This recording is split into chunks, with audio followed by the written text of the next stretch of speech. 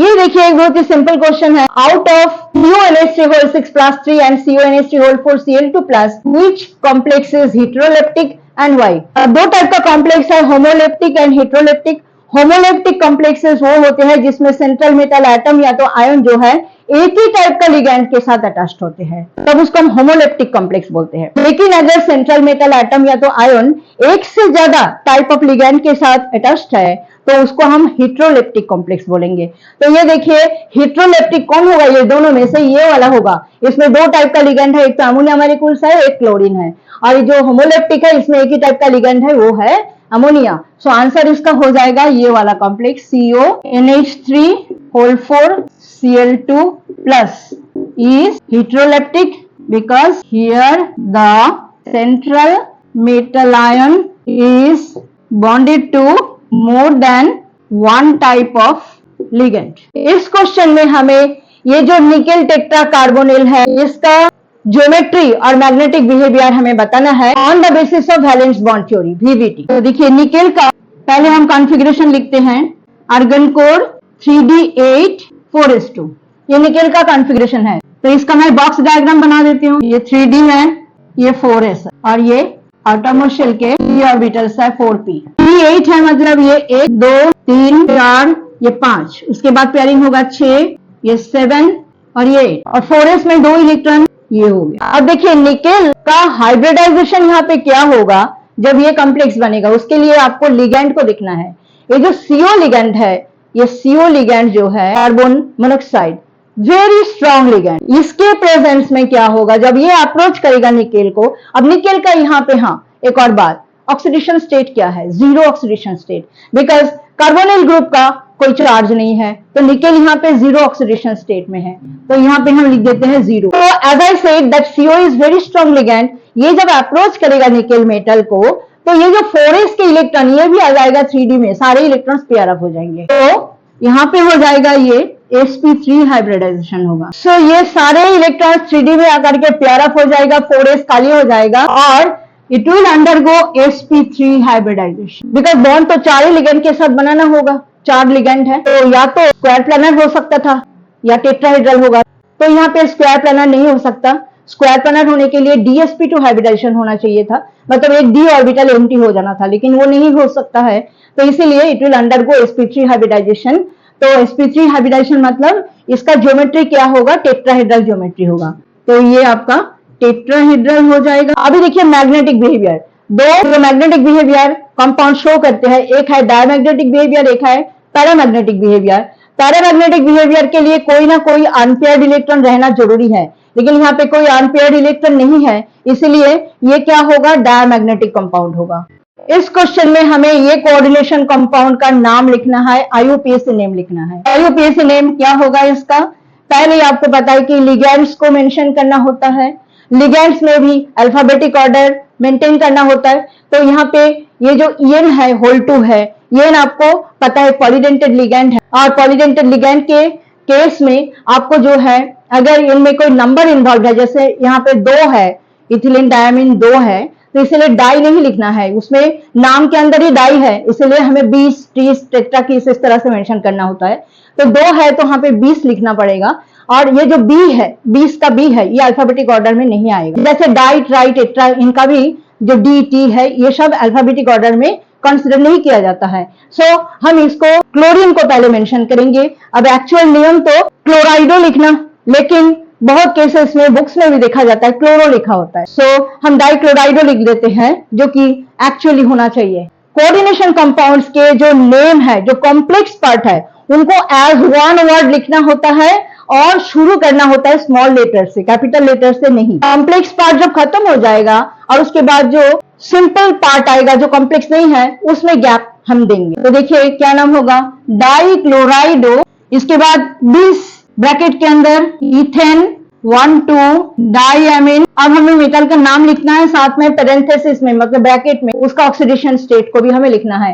तो प्लैटिनम यहाँ पे कौन सा ऑक्सीडेशन स्टेट में है, अब देखिए यहाँ पे अंदर में EN तो एक न्यूट्रल लिगेंड है, इसका कोई चार्ज नहीं है, लेकिन 2 क्लोरीन है, इसका चार्ज है -1 करके -2 यहाँ पे, और नाइट्रेट आयन बाहर है। प्लैटिनम का ऑक्सीडेशन स्टेट के लिए आपको नाइट्रेट आयन का नेगेटिव चार्ज भी कंसीडर करना पड़ेगा। नाइट्रेट आयन का भी चार्ज क्या है, -1 है, 2 नाइट्रेट आयन है तो -2 यहाँ पे अंदर में -2 -4 हो गया, तो platinum is in +4 oxidation state. तो लिगैंड्स लिखने के बाद अभी हम लिखेंगे प्लैटिनम ब्रैकेट के अंदर 4, इसके बाद आप क्या लिखोगे, nitrate. So this is the IUPAC name of this compound.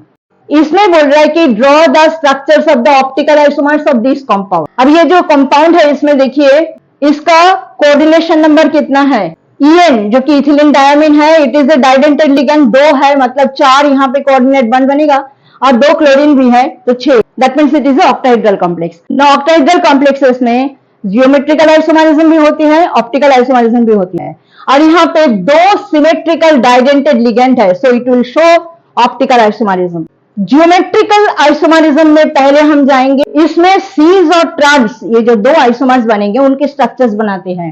Octahedral complex मतलब एक स्क्वायर बेस बनेगा, एक बॉन्ड ऊपर एक बॉन्ड नीचे। पहले हम सीज आइसोमर बनाते हैं तो क्लोरीन दोनों को सेम साइड में दे देते हैं, बाकी ये दोनों को हमें EN से कनेक्ट करना पड़ेगा because EN is a डाइडेंटेड ligand, और ये दोनों को भी हमें EN से कनेक्ट करना पड़ेगा। ये है आपका सीज आइसोमर। अब सीज आइसोमर को अगर आप मिरर के सामने रखते हो तो मिरर के सामने इसका मिरर इमेज ऐसा आएगा, ये होगा इसका मिरर इमेज। ये जो सीज आइसोमर है ये सीज आइसोमर ही होगा ऑप्टिकली एक्टिव, और अगर ये D है तो ये हो जाएगा L। D मतलब डेक्स्ट्रो रोटेटरी, L मतलब लेवो रोटेटरी।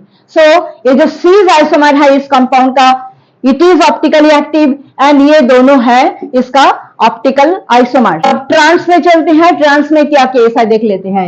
ये है ट्रांस। ट्रांस के लिए 2 क्लोरीन को हमें ऑपोजिट रखना पड़ेगा एक दूसरे का, तो ये आपका EN हो गया और ये एक और EN हो गया।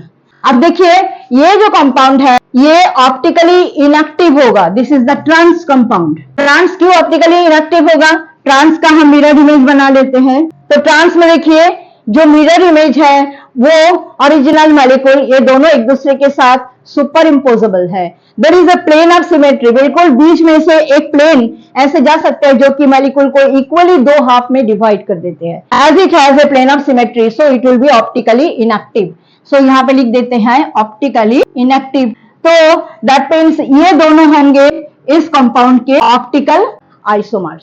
तो इस क्वेश्चन में पूछा है what type of isomerism is shown by the complex this. तो इसमें देखिए कैटायन और एनायन दोनों ही कॉम्प्लेक्स है। जब ऐसा होता है कैटायन भी कॉम्प्लेक्स है एनायन भी कॉम्प्लेक्स है, इस टाइप का जो कॉम्प्लेक्स कंपाउंड है it will show coordination isomerism. और उसमें होगा क्या, इसमें जो पॉजिटिव आयन है और जो नेगेटिव आयन है, पॉजिटिव आयन यहाँ पे जो पहले लिखा जाता है वही पॉजिटिव आयन है। सो पॉजिटिव आयन और नेगेटिव आयन में डिस्ट्रीब्यूशन ऑफ लिगैंड्स में डिफरेंस हो जाएगा। जैसे पहले कोबाल्ट के साथ अमोनिया मॉलिक्यूल्स है, अब कोबाल्ट के साथ CN हो जाएगा, और जैसे ही कोबाल्ट के साथ CN हो जाएगा तो वो नेगेटिव आयन बन जाएगा। और क्रोमियम के साथ पहले CN था और वो नेगेटिव था, अब क्रोमियम के साथ अमोनिया मॉलिक्यूल्स आ जाएगा और वो पॉजिटिव हो जाएगा। तो इसका जो आंसर है वो आंसर हमें यही लिखना है। आइसोमर का स्ट्रक्चर तो हमें देने के लिए बोला नहीं है, तो हम लिखेंगे it will show coordination isomerism.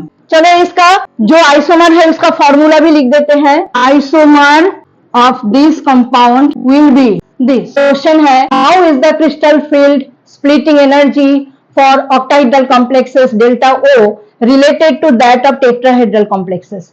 Crystal field splitting जो है ऑक्टाहेड्रल कॉम्प्लेक्सेस में आपने बुक में पढ़ा है कि 2 सेट में d ऑर्बिटल जो है डिवाइड हो जाते हैं, स्प्लिट हो जाते हैं। एक को हम बोलते हैं T2G, एक को हम बोलते हैं EG। तो T2G में ऑक्टाहेड्रल जो स्प्लिटिंग है उसमें T2G ये 3 ऑर्बिटल इसमें होता है dxy, dyz, dxz, और 2 ऑर्बिटल ऊपर में जिसका एनर्जी थोड़ा हाई होता है इसको हम बोलते हैं EG, इसमें होते हैं dx² - y² and dz²। Tetrahedral complexes में जो स्प्लिटिंग है it is just the reverse of octahedral splitting. Tetrahedral complexes में जो स्प्लिटिंग है उसमें 3 d ऑर्बिटल की एनर्जी हाई हो जाते हैं, इसका नाम है T2, और 2 d ऑर्बिटल की एनर्जी थोड़ा सा लो रहते हैं, इसका नाम है E। और जो स्प्लिटिंग है ये भी बहुत ही स्मॉल है then compare to the octahedral complexes. तो क्रिस्टल फील्ड स्प्लिटिंग एनर्जी ये दोनों केस में किस तरह से रिलेटेड है एक दूसरे के साथ, इस तरह से रिलेटेड है। Delta T is equal to 4/9 delta O। Delta O represents the crystal field splitting energy of octahedral complexes. Delta T represents the crystal field splitting energy of the tetrahedral complexes. इस question में देखिए बोल रहा है कि for the coordination compound on the basis of crystal field theory right the electronic configuration for D4 ion if delta O is less than P. Delta O crystal field splitting energy, P is what? It is the pairing energy. Is the coordination compound high spin or a low spin complex? तो D4 ion octahedral complex, इसमें splitting आपको पता है इस तरह से होती है, T2G ये है आपका और ये है आपका EG.